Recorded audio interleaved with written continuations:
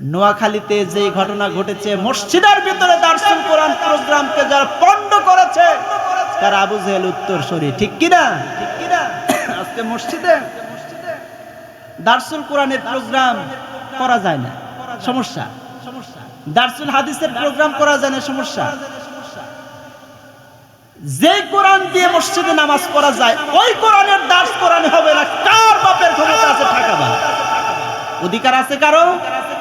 কারণ বিশ্বনবী জনাবে মুহাম্মদুর রাসূলুল্লাহ সাল্লাল্লাহু আলাইহি সাল্লাম মসজিদের মেম্বার থেকে রাষ্ট্র পরিচালনা করেছেন, মামলার রায় দিয়েছেন, মুসলিম সৈন্যবাহিনীদেরকে প্রেরণ করেছেন, যুদ্ধ পরিচালনা করেছেন। সেই মসজিদে বসে ইসলামী আন্দোলনের কথা কওয়া নাকি জঙ্গিবাদের আলোচনা। প্রিয় ভাইয়ের আমার, ভালো করে বুঝুন, ইসলামী আন্দোলনের বিরোধিতা করতে গিয়ে ইসলামের বিরোধিতা যদি আপনারা করেন, যারা ইসলামের কথা, ন্যায়ের কথা, হকের কথা, সমাজে ইনসাফ এবং ন্যায় প্রতিষ্ঠিত করতে চায়, তাদের বিরোধিতা করতে গিয়ে যদি ইসলামের বিরোধিতা করেন, কপাল আপনার পূর্বে। আবু জেহেল, উতবা, সাইবা নিজেরা কোরআন শুনছে ঠিক, কিন্তু মানুষকে কোরআন শুনতে দেয় নাই। আজকেও যারা কোরআনের বিরোধিতা করে মনে মনে চায় তার বাড়িতে নতুন ঘর উদ্বোধনের সময় যেন কোরআনে কারিমের একটু তেলাওয়াত হয়, তার দোকান উদ্বোধনের সময় যেন একটু কোরআন তেলাওয়াত হয়, বাড়িতে মানুষ মরলে যেন কোরআন পড়া হয়, বাড়িতে মানুষ মরলে যেই কোরআন পড়া হয় সেই কোরআনের দাস মসজিদে হবে। ঠেকানোর কারো কোনো অধিকার।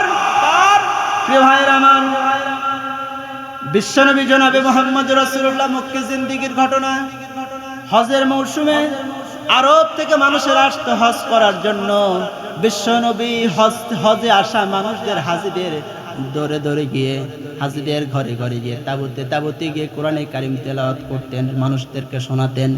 আবু জেহেলরা চিন্তা করলো, মোহাম্মদ যদি এইভাবে শোনাতে থাকে, যারাই শুনবে তার কথা, যারাই শুনবে তার কণ্ঠে কোরআনে কারিমের তেলাওয়াত, তারাই তো মুসলমান হয়ে যাবে, সুতরাং ঠেকাতে হবে। বুদ্ধি করলো, প্রত্যেক তাবুতে যাও, মানুষদেরকে বলো আমাদের দেশে মোহাম্মদ নামে একটা পাগল আছে। কি আছে? মোহাম্মদ নামে একটা পাগল আছে। নবীজিকে কাফেরেরা পাগল বলল। প্রতিবাদ আল্লাহর নবী নিজে করেন নাই, প্রতিবাদ স্বয়ং আল্লাহ নিজে করেছেন। কাফেরেরা যখন বলছে মুহাম্মদ পাগল, আল্লাহ পাক সাথে সাথে প্রতিবাদ করেছেন, ওয়া মা সাহিবুকুম বিমাজনুন, তোমাদের সাথী পাগল না। আল্লাহ পাক তোমাদের সাথী বললেন। এই লোকটা 40 বছর পর্যন্ত তোমাদের ভিতরে ছিল, তোমাদের ভিতরে জন্ম নেওয়া, বেড়ে ওঠা, তার শৈশব কৈশোর তোমাদের মাঝে, পাগলামির কি দেখলে তার ভিতরে? আবু জেহেল, উতবা, সাইবা বলল, বিদেশ থেকে আসা হাজিদেরকে বলল আমাদের দেশে পাগল আছে মুহাম্মদ নামে, সে কি যেন একটা তেলাওয়াত করে, পূর্বকালের কাহিনী। তার এই তেলাওয়াতকৃত জিনিস তোমরা শুনবে না, তাহলে তোমরা পাগল হয়ে যাবে। এখন আপনি যদি বলেন ওখানে পাগল আছে, মানুষ পাগলের প্রতি আরো আকৃষ্ট হবে কিনা? আপনি তো খোঁজ দিয়ে আসলেন। এই মক্কার লোকেরা প্রত্যেক তাবুতে গিয়ে নিষেধ করে আসলো, আর হাজিরা তারা মনে করলো পাগল কি বলে তা না হয় না শুনে, কিন্তু পাগল কেমন সেটা তো একটু দেখে আসি। আমার নবীজির চেহারার চাইতে সুন্দর চেহারার মানুষ পৃথিবীতে আর এসেছিল নাকি, আর আসবে কিয়ামত পর্যন্ত? আম্মা জান আয়েশা সিদ্দিকা বলেছেন, বিশ্ব নবী জনাবে মুহাম্মদ রাসূলুল্লাহর চেহারার বর্ণনা দিচ্ছেন।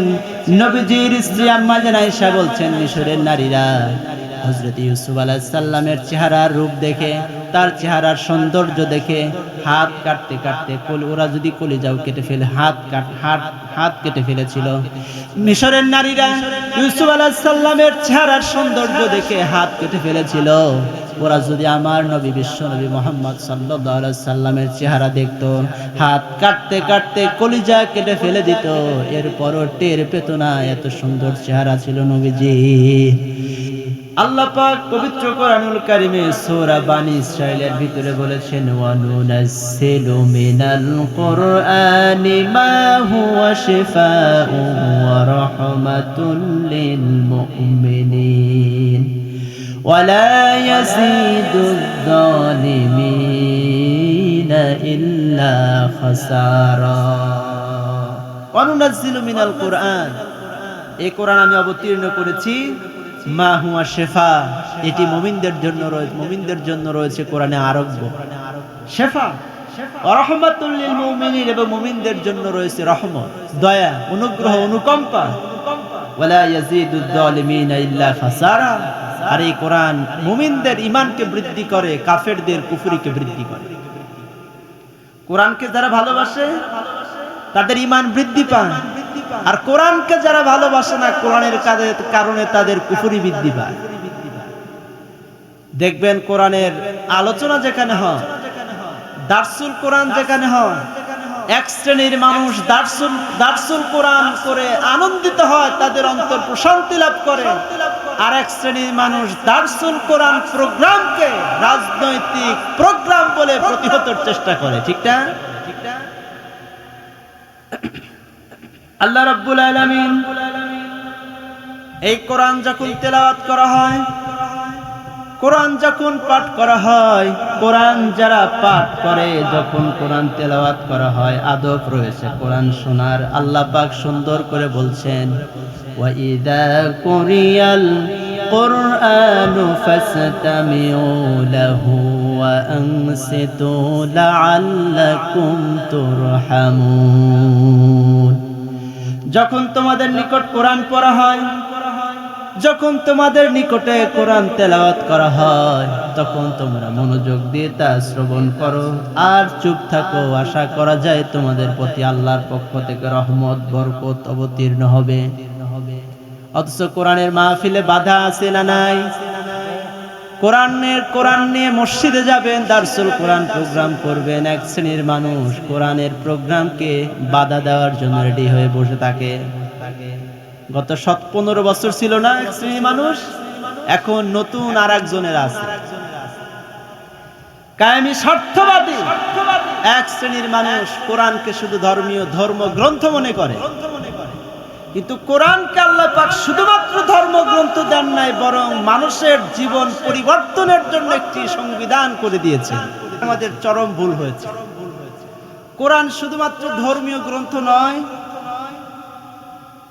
হিন্দুদের যেই আপনার ধর্মগ্রন্থ বেদ, এরপরে বাইবেল খ্রিস্টানদের, এরকম যত ধর্মীয় গ্রন্থ রয়েছে, সেরকম ধর্মীয় গ্রন্থের মতো কোরআন শুধুমাত্র ধর্মীয় গ্রন্থ নয়, বরং কোরআনে কারীমকে আল্লাহ পাক একটি জাতির সামগ্রিক জীবন ব্যবস্থার বিভিন্ন সমস্যার সমাধানের জন্য নাজিল করেছেন সংবিধান হিসেবে। কোরআনে কারীমে এমন কোন সমস্যার সমাধান নাই যেটা মানুষের জীবনে প্রয়োজন। অর্থাৎ মানুষের জীবনে প্রয়োজন সকল দিক নির্দেশনা, বিধিবিধান আল্লাহ কোরআনে কারীমে অবতীর্ণ করেছেন। এই জন্য কোরআনকে বলা হয় সংবিধান, মানুষের জীবনের পূর্ণাঙ্গ জীবন বিধান। দ্বিতীয় নাম্বার, রাসূল মুহাম্মদ সাল্লাল্লাহু আলাইহি সাল্লাম শুধুমাত্র একজন ধর্মীয় রাসূল নন, বরং রাসূল সাল্লাল্লাহু আলাইহি সাল্লাম একাধারে মসজিদে নববীর মিম্বরে দাঁড়িয়ে মসজিদের ইমামতি করেছেন। আবার বদর, উহুদ, খন্দক, হুনাইন, তাবুকের যুদ্ধের মতো জায়গায় গিয়ে সেনাপতির দায়িত্ব নিয়ে যুদ্ধ করেছেন। রাসূলুল্লাহ সাল্লাল্লাহু আলাইহি সাল্লাম নিজে যুদ্ধে শরীক হয়েছেন 27টি যুদ্ধে। রাসূলুল্লাহর তরবারির সংখ্যা ছিল 9টা। এই এতগুলো বিষয়কে কেন্দ্র করে নবী করিম সাল্লাল্লাহু আলাইহি সাল্লাম একাধারে ধর্মীয় নেতা, একাধারে সামাজিক নেতা, একাধারে রাষ্ট্রীয় নেতা। 10 বছর নবীজি মদিনার রাষ্ট্রপ্রধান থেকে কোরআনের রাজ কায়েম করেছিলেন। এই জন্য রাসূল, আমার আপনার রাসূল শুধু ধর্মীয় নেতা নন, বরং ধর্মীয় নেতা তো বটেই, আমার আপনার জীবনের সামগ্রিক দিক নির্দেশনা বিশ্বনবী জনাবে মুহাম্মদুর রাসূলুল্লাহ দিয়েছেন। এই জন্য রাসূলের আদর্শ হলো উত্তম আদর্শ। পবিত্র কোরআনুল কারীমে আল্লাহ পাক বলেছেন, লাকাদ কানা লাকুম ফি রাসূলিল্লাহি উসওয়াতুন হাসানাহ। আমার রাসূলের ভিতরে, আদর্শের ভিতরে রয়েছে তোমাদের জন্য উত্তম আদর্শ। 3 নাম্বার, ইসলাম। আমরা ইসলামকে শুধুমাত্র ধর্ম মনে করি। হিন্দু ধর্ম, বৌদ্ধ ধর্ম, খ্রিস্টান ধর্ম, পৃথিবীর সমস্ত ধর্মে ভালো কিছু কথা আছে, মন্দ কিছু জিনিস থেকে বিরত থাকার কথা আছে, কিন্তু একটি জাতির সামগ্রিক জীবন পরিচালনার পূর্ণাঙ্গ বিধিবিধান নাই। কিন্তু ইসলাম এমন একটি জীবন ব্যবস্থা, Islam is the complete code of human life. মানব জীবনের জন্য সমস্ত বিধান দিয়ে পূর্ণাঙ্গ জীবন বিধান হিসেবে আল্লাহ নাজিল করেছেন ইসলামকে। এজন্য কোরআন জানতে হবে পূর্ণাঙ্গভাবে, রাসূলকে জানতে হবে, তার জীবনের সামগ্রিক আদর্শকে মানতে হবে, এবং ইসলামের ক্ষেত্রেও পূর্ণাঙ্গ ইসলাম অনুসরণ করতেই হবে। ব্যক্তি, পরিবার, সমাজ, রাষ্ট্র সকল ক্ষেত্রে ইসলামকে গ্রহণ করতে হবে। এটি মুমিন জীবনের সবচেয়ে বড় পাওয়া। আল্লাহ রাব্বুল আলামিন কোরআন নাজিল করার পরে কোরআন সম্পর্কে সুন্দর করে বলেছেন, কোরআন আমি তোমাদের জন্য দিয়েছি হেদায়েতের বাণী হিসাবে।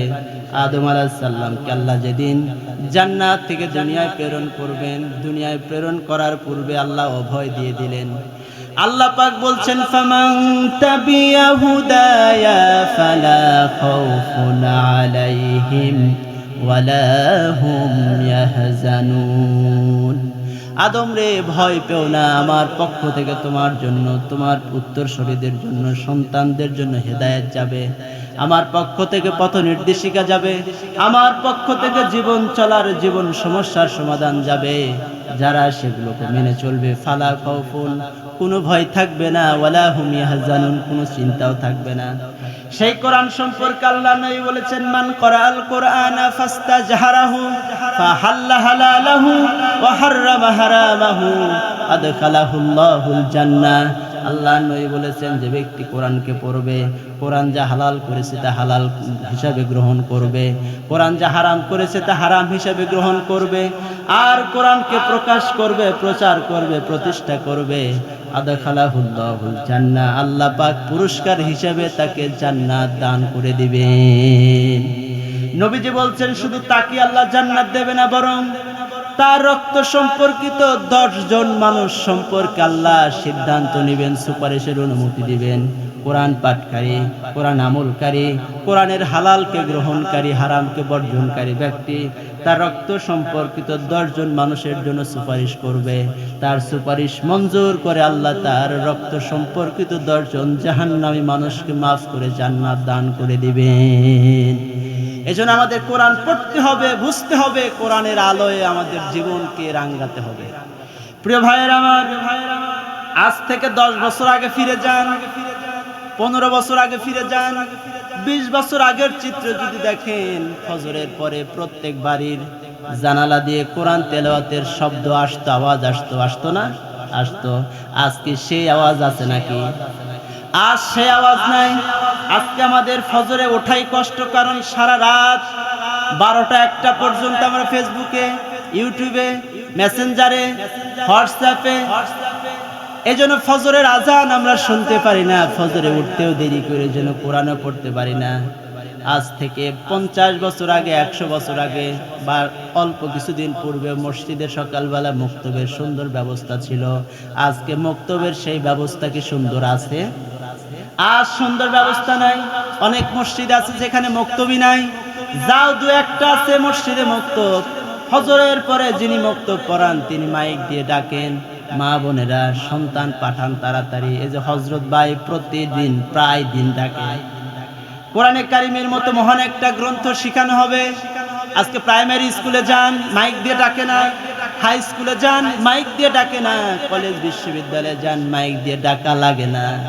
অথচ কোরআনে কারিমের মতো মহাগ্রন্থ শিক্ষা দেওয়া হয়, মানুষকে মাইক দিয়ে ডেকে ডেকে নিয়ে আসা লাগে। এর চাইতে পোড়া কপাল আর কি মুসলমানদের জন্য হতে পারে? হতে পারে? বিশ্বনবী জনাবে মুহাম্মদ রাসূলুল্লাহ বিদায় হজের দিনে হাজার হাজার সাহাবীদের সামনে নিয়ে নবীজি বক্তৃতা করলেন, ভাষণ দিলেন। ভাষণের শেষ পর্যায়ে নবীজি বললেন, সাহাবীরা, তারাকতু ফীকুম আমরাইন, আমি তোমাদের জন্য 2টা জিনিস রেখে যাচ্ছি। লান তাদিল্লু মা তামাসসাকতুম বিহিমা কিতাবুল্লাহি ওয়া সুন্নতি রাসূলিহি। আমি তোমাদের জন্য 2টা জিনিস রেখে যাচ্ছি, যদি শক্তভাবে আঁকড়ে ধরতে পারো, কখনো পথ হারা হবে না, কখনো বিপদগামী হবে না, কখনো লাঞ্ছিত হবে না, কখনো বঞ্চিত হবে না। 1 নাম্বার হলো আল্লাহর নাজিল করা কোরআন, নাজিল করা কিতাব কোরআন। আর 2য় নাম্বার আমি রাসূল আমার রেখে যাওয়া আদর্শ সুন্নাহ হাদিস। 2টা জিনিস যদি শক্তভাবে আঁকড়ে ধরতে পারো, কখনোই তোমরা পথ ভ্রষ্ট হয়ে যাবে না। প্রিয় ভাইরা আমার, আজকে আমরা পথ হারা না? আজকে যদি প্রশ্ন করা হয়, আজকে যদি প্রশ্ন করা হয় পৃথিবীতে সবচাইতে বেশি লাঞ্ছিত কারা, উত্তর আসবে আমরা মুসলমান। সবচেয়ে বেশি বঞ্চিত কারা, উত্তর আসবে আমরা মুসলমান। সবচেয়ে বেশি অপমানিত কারা, উত্তর আসবে আমরা মুসলমান। ঠিক না?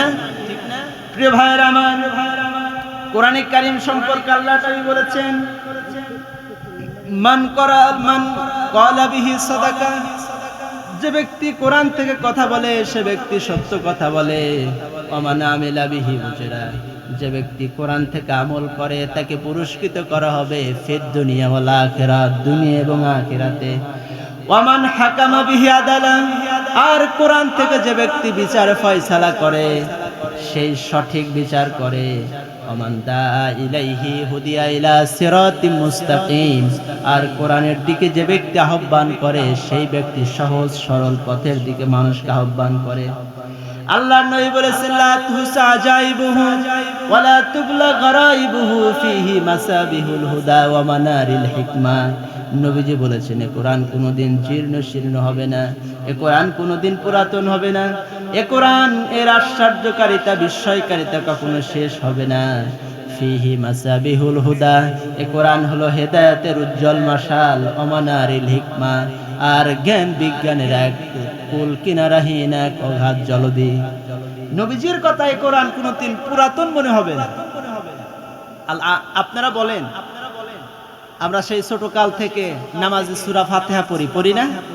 প্রত্যেক দিন প্রতি ওয়াক্তের প্রতি রাকাতে সূরা ফাতিহা পড়তেই হয়। সূরা ফাতিহা ছাড়া নামাজ হবে? লা সালাতা ইল্লা বিফাতিহাতিল কিতাব, সূরা ফাতিহা ছাড়া নামাজ হয় না।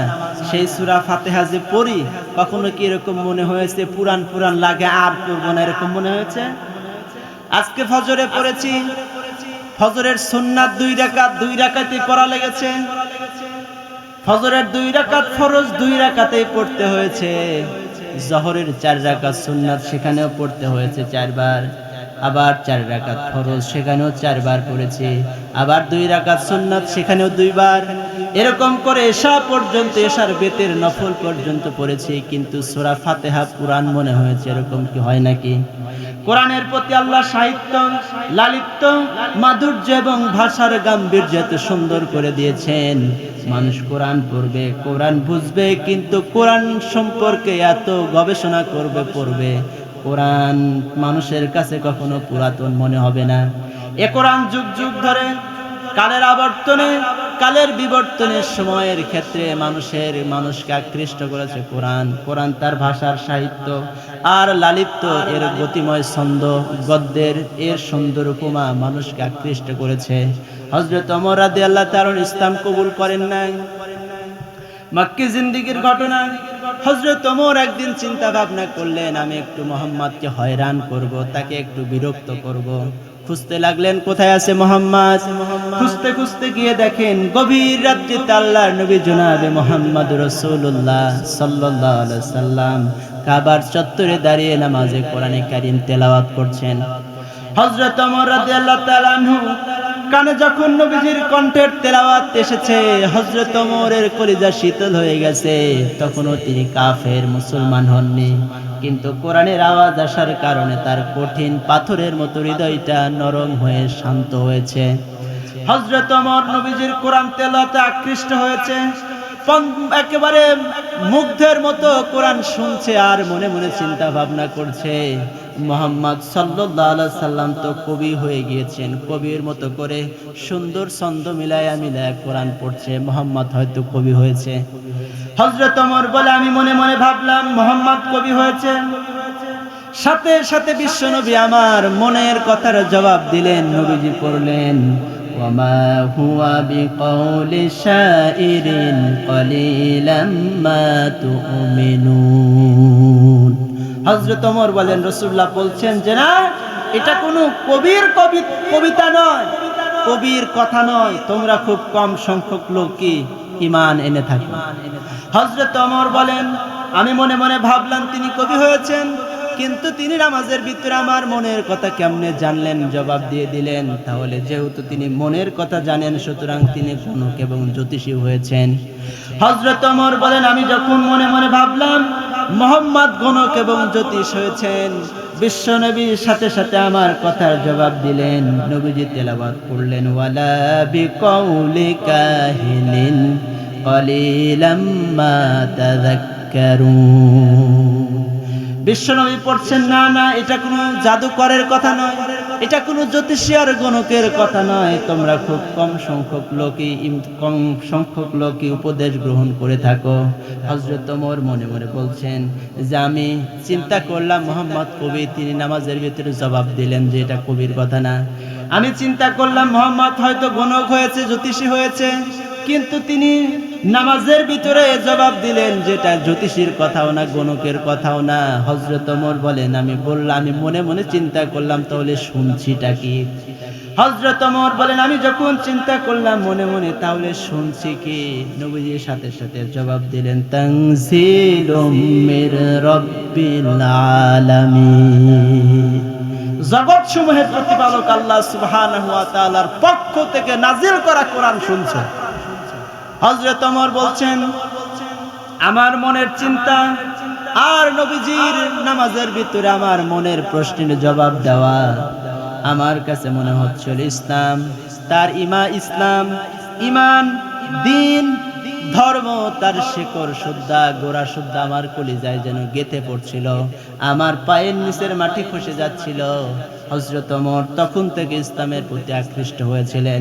পরবর্তীতে নিজের বোন ফাতেমা রাদিয়াল্লাহু তাআলা আনহা এবং তার স্বামী ইসলাম কবুল করেছেন, সেই সংবাদ শোনার পরে তার বাড়িতে গিয়ে সূরা তোহা পড়ে হযরত ওমর মুসলমান হয়ে গেলেন। হযরত ওমর সূরা তোহার প্রথম কয়েকটি আয়াত পড়লেন, তোহা মা আনজালনা আলাইকাল কুরআনা লিতাশকা ইল্লা তাযকিরাতান লিমান ইয়াখশা তানজিলাম মিম্মান খালাকাল আরদা ওয়াস সামাওয়াতিল উলা আর-রহমানু আলাল আরশি ইস্তাওয়া। জোরে কোন আল্লাহু আকবার। বিশ্বনবী জনাবে মুহাম্মদুর রাসূলুল্লাহ সাহাবী হযরত ওমর বোনের বাসায় সূরা তোহার প্রথম কয়েকটি আয়াত তেলাওয়াত করলেন। ইমানের নূর তার অন্তরে প্রজ্বলিত হয়ে গেল।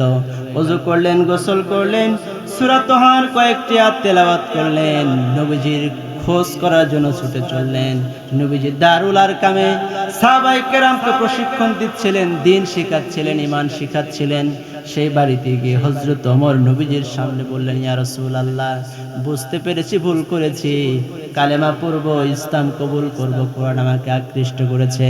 হযরত ওমর বিশ্বনবী জনাবে মুহাম্মদুর রাসূলুল্লাহর সামনে পড়লেন, লা ইলাহা ইল্লাল্লাহু মুহাম্মাদুর রাসূলুল্লাহ। জিকির করে লা ইলাহা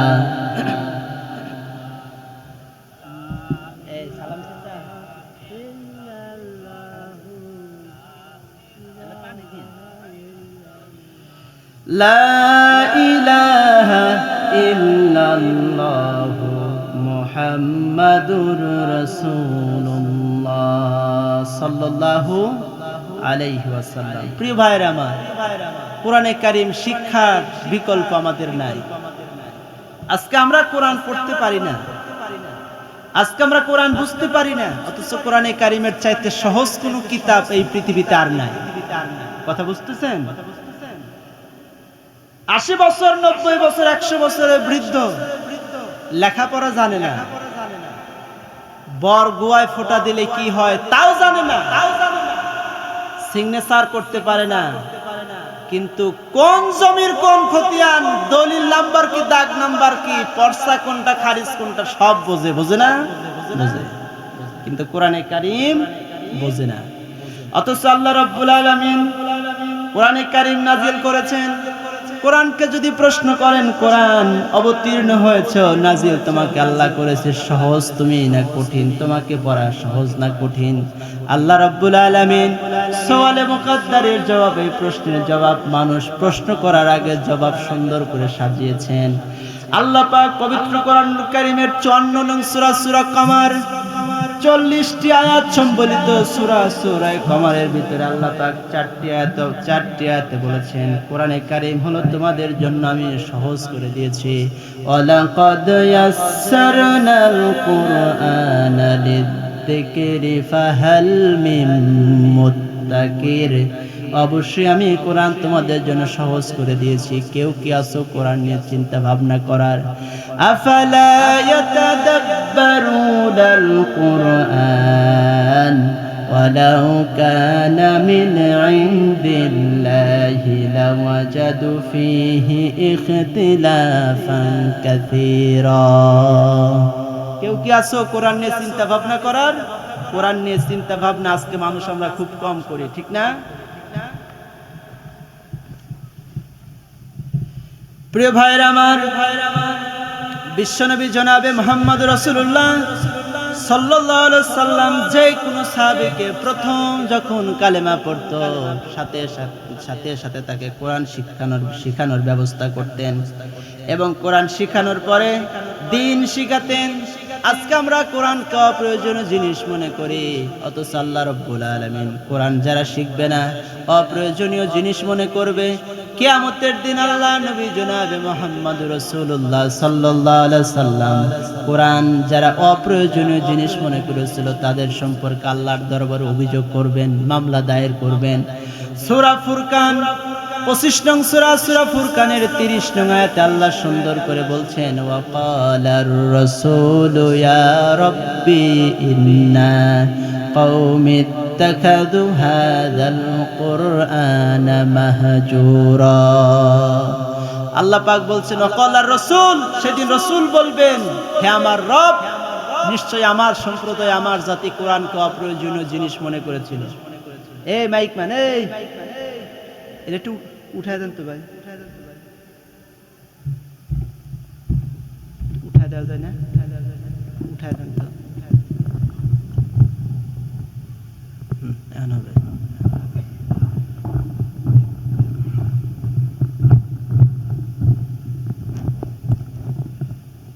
আজকে কোরআনকে আমরা অপ্রয়োজনীয় জিনিস মনে করি। কোরআনকে যদি আমরা প্রয়োজনীয় জিনিস মনে করতাম সকালবেলা মসজিদ থেকে টাকা লাগতো না, ঠিক না? প্রিয় ভাইরা আমার, যেই নবীজির সুপারিশ ছাড়া জান্নাত যাওয়া যাবে না, যেই নবীর সুপারিশ ছাড়া জান্নাতে যাওয়া কখনো সম্ভব হবে না, সেই নবীজি যদি সুপারিশের পরিবর্তে আল্লাহর কাছে মামলা দায়ের করে, এর চাইতে পোড়া কপাল আর কি হতে পারে বলেন? হতে পারে? আবার এমন কিছু মানুষ আছে, আমরা কোরআন কিছুদিন পড়ছি এখন আর পড়ি না। ছোটবেলায় মক্তবে পড়েছি, ছোটবেলায় একটু কোরআন শিখেছি, এখন আর শিখি না, এখন আর পড়ি না। না পড়ার কারণে শেখা কোরআনটুকু আমরা অনেকে ভুলে গেছি। এরকম আছে না? এরকম আছে। যারা কোরআন শেখে নাই তাদের একটা গুনাহ, কিন্তু যারা শেখার পরে কোরআন ভুলে গেছে, শেখার পরে কোরআনকে আমল করে না, শেখার পরে কোরআনকে প্রচার করে না, তাদের শাস্তি আরো এর চাইতে বেশি হবে।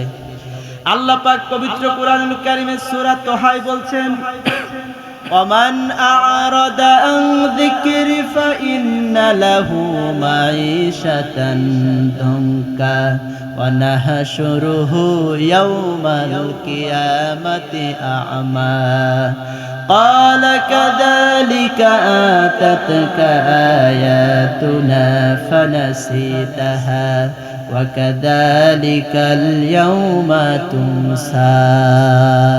আল্লাহ পাক নিজে বলছেন সূরা তোহার 124, 125, 126 নং আয়াতে, ওমান আ'রাদা আন যিকরি ফাইন্না লাহু মাঈশাতান দুনকা, যে ব্যক্তি আমার কোরআনকে ভুলে যাবে আমি তার জীবনকে সংকীর্ণ করে দেব, আমি তার জীবনকে সংকীর্ণ করে দেব। ওয়া নাহশুরুহু ইয়াওমাল কিয়ামাতি আ'মা, কিয়ামতের দিন আমি তাকে অন্ধ করে তুলব। আজকে খেয়াল করেন, আমাদের পরিচিত যারা আছে একটা সময় কোরআন পড়তো কিন্তু পরবর্তীতে কোরআন ভুলে গেছে, দেখেন তাদের জীবনে দুর্ভোগ লাঞ্ছনা আল্লাহ একেবারে বৃষ্টির মতো নাজিল করেছেন, ঠিক না? কোরআন শেখার কারণে আর কোরআন শেখার পরে আর কোরআন পড়ে না, কোরআন শেখা অংশটুকু ভুলে গিয়েছে, দেখবেন তাদের জীবন সংকীর্ণতার মানে হলো সংসারে শান্তি নাই, পরিবারে শান্তি নাই, ছেলে মেয়ে কথা শোনে না, এক এক দিকে এক এক সমস্যা, নিজের শরীরের ঠিক নাই, মান সম্মানের একেবারে ধূলিসাৎ হয়ে গিয়েছে রিস্কের সমস্যা, অভাব অনটন, বালা মুসিবত একেবারে চেপে বসেছে, এরকম আছে না? অবশ্যই আছে। এটা হলো দুনিয়ার শাস্তি। দুনিয়ার জীবনটা তার কাছে একেবারে বিষের মতো মনে হয়ে যাবে। সে ব্যক্তি মনে করবে মরলেই বুঝি বাঁচি, কিন্তু সহজে আবার মরবেও না। আর কিয়ামতের দিন আল্লাহ তার শাস্তি দেবেন। নবীজি আল্লাহ পাক বলেছেন ওয়া নাহশুরুহু ইয়াউমাল কিয়ামাতি আমা, আর আল্লাহ পাক কিয়ামতের দিন তাকে অন্ধ করে উঠাবেন। বান্দা বলবে আল্লাহ তাআলা আমাকে অন্ধ করে উঠালেন কেন? আমি তো দুনিয়ায় চক্ষুষ্মান ছিলাম, দুনিয়ায় তো আমি চোখে দেখতে পারতাম, কিন্তু আজকে অন্ধ করে কেন উঠালেন? আল্লাহ পাক সেই প্রশ্নের জবাব দিয়েছেন। বান্দা বলবেন ক্বালা রাব্বি লিমা হাশারতানি আ'মা ওয়া ক্বাদ কুনতা বাসীরা قال كذلك آتتك آياتنا فنسيتها وكذلك اليوم تنسى। আল্লাহ পাক বলছেন সেই দিন আল্লাহ পাক বলবেন যে তুমি যেরকম দুনিয়ায় আমাকে ভুলেছিলে, আমি আজ তোমাকে ভুলে গেলাম। আল্লাহ যদি কোন মানুষকে কিয়ামতের দিন ভুলে যায়, তার চাইতে পোড়া কপাল আর কি হতে পারে? কখনো না। প্রিয় ভাইয়ের আমার, এই জন্য কোরআন আমাদের পড়তে হবে, কোরআন আমাদের অবশ্যই বুঝতে হবে। কোরআন ছাড়া বিকল্প কিছু নাই। এই জন্য আসুন আমরা নিজেরা কোরআন পড়ি, নিজেরা কোরআন বুঝি, নিজেরা কোরআন মানি, সন্তানদেরকে কোরআন পড়াই, কোরআনের সমাজ গড়ার জন্য আন্দোলনে শরীক হয়ে যায়। আল্লাহ পাক পবিত্র কোরআনুল কারিমে কোরআন সম্পর্কে নিজে বলছেন ইন্না নাহনু নাযালনা যিকরা ওয়া ইন্না লাহু লাহাফিজুন। নিশ্চয় কোরআন আমি অবতীর্ণ করেছি, এর সংরক্ষণের দায়িত্ব আমি আল্লাহ। কাফেরেরা চায় কোরআনকে নিভিয়ে দেবে, কোরআনকে দুনিয়া থেকে বিদায় করে দেবে। আল্লাহ পাক বলছেন আমি আমার নূরকে প্রজ্বলিত করব, আমি আমার কোরআনকে টিকিয়ে রাখবো, হেফাজত করব। আবু জেহেল, উতবা, সাইবা চেয়েছিল বদরের প্রান্তরে ৩১৩ জন মুসলমানকে হত্যা করে কোরআনের আলো নির্বাপিত করবে। আল্লাহ পাক ৩১৩ জন মুসলমানকে ১০০০ কাফেরের বিরুদ্ধে বিজয় করে গোটা আরবে কোরআনের আলোকে আল্লাহ পাক ছড়িয়ে দিয়েছে। আল্লামা ইকবাল বলেছেন বাতাসে, ইথারে, অক্সিজেনে আজানের আওয়াজ চলছে। আবু জেহেল, উতবা, সাইবা বদরের প্রান্তরে কুয়ার ভিতরে নিহত অবস্থায় পড়ে আছে, কোরআনের আলো একেবারে জ্বলছে, এর আলো ছড়িয়ে পড়েছে, ছড়বে ইলা ইয়াউমাল কিয়ামা, কিয়ামত পর্যন্ত ঠেকাবার কেউ নাই। আছে কেউ? প্রিয় ভাইরা আমার, এই পৃথিবীতে কাফের যারা, তাদের দাবি হলো কোরআন থেকে মানুষকে ফিরিয়ে রাখো, আর আল্লাহ পাক তার নূরকে প্রজ্বলিত করবেন। আল্লাহ পাক সুন্দর করে বলেছেন সূরা হামিম সেজদার ভিতরে, সূরা হামিম সেজদার ২৬ নং আয়াতে কাফেরদের দফা একটা সম্পর্কে বলেছেন। বিশ্বনবী জনাবে মুহাম্মদ রাসূলুল্লাহ যখনই কোরআন তেলাওয়াত করতেন, আবু জেহেল, উতবা, সাইবা সহ সবাই চুপি চুপি শুনতো, কারণ কোরআনের আওয়াজ এত মধুর। আর যিনি তেলাওয়াত করছেন, যার উপরে নাজিল হয়েছে, তিনি তেলাওয়াত করছেন, তার মুখে আরো কত সুন্দর লাগবে। কিয়ামতের দিন যখন মানুষেরা জান্নাত জাহান্নামের ফয়সালা হয়ে যাবে, আল্লাহ জান্নাতীদেরকে যখন জান্নাতে জায়গা করে দিবেন, কোরআন তেলাওয়াতের একটা আসর হবে। হযরত দাউদ আলাইহিস সালাম তেলাওয়াত করবে, আর বিশ্বনবী জনাবে মুহাম্মদ রাসূলুল্লাহ সাল্লাল্লাহু আলাইহি সাল্লাম কোরআনে কারীম তেলাওয়াত করবে সূরা আর রহমান। সেদিন জান্নাতীরা নবীজির কণ্ঠে কোরআনে কারীম তেলাওয়াত করে একেবারে বেহুশ হয়ে পড়ে থাকবে। বিশ্বনবী তার স্বভাব সুলভ চরিত্র অনুযায়ী, অভ্যাস অনুযায়ী গভীর রাত্রে তেলাওয়াত করতেন। আবু জেহেল, উতবা, সাইবা চুপি সরে নবীজির ঘরে চতুর্পার্শ্বে এসে কোরআনে কারীম শুনতো, কিন্তু কেউ যেন না দেখে, এই জন্য ফজর হওয়ার আগে আবার সবাই বাড়ির দিকে চলে যেত। একদিন সবাই শুনে শুনে চুপি চুপি আসতে, শুনে শুনে বাড়ির দিকে যাওয়ার সময় নবীজি তেলাওয়াত করছেন। সেই দিন আরো বেশি মনোযোগ দিয়ে নবীজির কণ্ঠের, সুললিত কণ্ঠের আওয়াজ সেদিন আরো মানুষকে মুগ্ধ করেছে। শুনতে শুনতে ফজর হয়ে গিয়েছে, একেবারে আলো, ফজরের আলো ফুটে উঠেছে। আবু জেহেল তাড়াহুড়ো করে যাচ্ছে, তাড়াহুড়ো করে যাওয়ার সময় উতবার সাথে দেখা হয়ে গেল, সাইবার সাথে সাক্ষাৎ হয়ে গেল। একে অপরের সাথে যখন সাক্ষাৎ হয়ে গেল, সবাই বলল কোথায় ছিলে, তুমি কোথায় গিয়েছিলে, তুমি কোথায় গিয়েছিলে? সবাই বলল মুহাম্মাদের কোরআন শুনেছি। আবু জেহেল বলল মুহাম্মাদের কোরআন যারাই শুনেছে তার কণ্ঠে ঈমান আনা ছাড়া তার কোনো উপায় ছিল না। সুতরাং এরা যদি, আমরা নেতারাই যদি কোরআন শুনি তাহলে সাধারণ মানুষ কি করবে? এজন্য কোরআন শোনা বন্ধ করো। সবাই বলল যে আজকে থেকে আমরা ওয়াদা করলাম এখানে আর কেউ শুনতে আসবো না। আবু জেহেলের হাতে হাত রেখে সবাই ওয়াদা করলো আমরা কেউ আসবো না। সবাই চলে গেল বাড়িতে। আবার গভীর রাত্রে নবীজি আবারও তেলাওয়াত করছেন। নিষিদ্ধ জিনিসের প্রতি আকর্ষণ মানুষের একেবারে চিরাচরিত অভ্যাস, ঠিক না? আপনি যে জিনিস নিষেধ করবেন ওই জিনিসের প্রতি মানুষের কিউরিওসিটি বাড়বে, আগ্রহ বাড়বে। আজকেও গভীর রাত্রে নবীজি তেলাওয়াত শুরু করেছেন। আবু জেহেল মনে করেছে ওরা তো আমার হাতে তওবা করেছে, আমি লিডার, ওরা কেউ আসবে না আমার ভয়ে। আমি আজ মনোযোগ দিয়ে প্রাণ ভরে নবীজির ঘরের পাশে দাঁড়িয়ে নবীজির কণ্ঠে কোরআনে কারিম তেলাওয়াত শুনবো। উতবা মনে করেছে, সাইবা মনে করেছে নেতা যখন আমাদের ওয়াদা করিয়েছে, শপথ করিয়েছে নেতা আর আসবে না, আমি শুনবো। সবাই এরকম মনে মনে করে যে কেউ আসবে না, আমি একা যাব। সবাই যেতে যেতে সবাই গিয়ে একেবারে নবীজির ঘরের চতুর্পার্শ্বে দাঁড়ানো। নবীজি কোরআনে কারিম তেলাওয়াত করছেন, সবাই মনোযোগ দিয়ে শুনছেন। নবীজির কোরআন তেলাওয়াত শেষ হওয়ার পরে সবাই যখন এবার বাড়ি ফেরার পালা, সবাই এসে একে অপরের সাথে সাক্ষাৎ হয়ে গেল, মুখোমুখি হয়ে গেল। আবু জেহেল বলল, তোমরা আসছো কেন? তোমাদেরকে তো নিষেধ করা হয়েছে। উতবা সাহেবা বলছে, বেটা তুই আসছিস কেন সেটা বল আগে। আবু জেহেল বলছে যে এইভাবে হবে না, এইভাবে হবে না, মানুষদেরকে কোরআন থেকে বিরত এইভাবে রাখা যাবে না। আসো আমরা মানুষকে কোরআন থেকে বিরত রাখার জন্য আইন করি। কি আইন? সেই আইন সম্পর্কে আল্লাহ পাক বলছেন, উতবা সাহেব আবু জেহেল ওই সময় কোরআন সম্পর্কে মানুষ যেন শুনতে না পারে কোরআন আইন করলো। সেই কথা আল্লাহ পাক কোরআনে কারিমে কোট করে দিয়েছেন। কারণ আবু জেহেল থাকবে না, কিন্তু আবু জেহেলের নাতিপুতি প্রেতাত্মা দুনিয়ায় কিয়ামত পর্যন্ত থাকবে।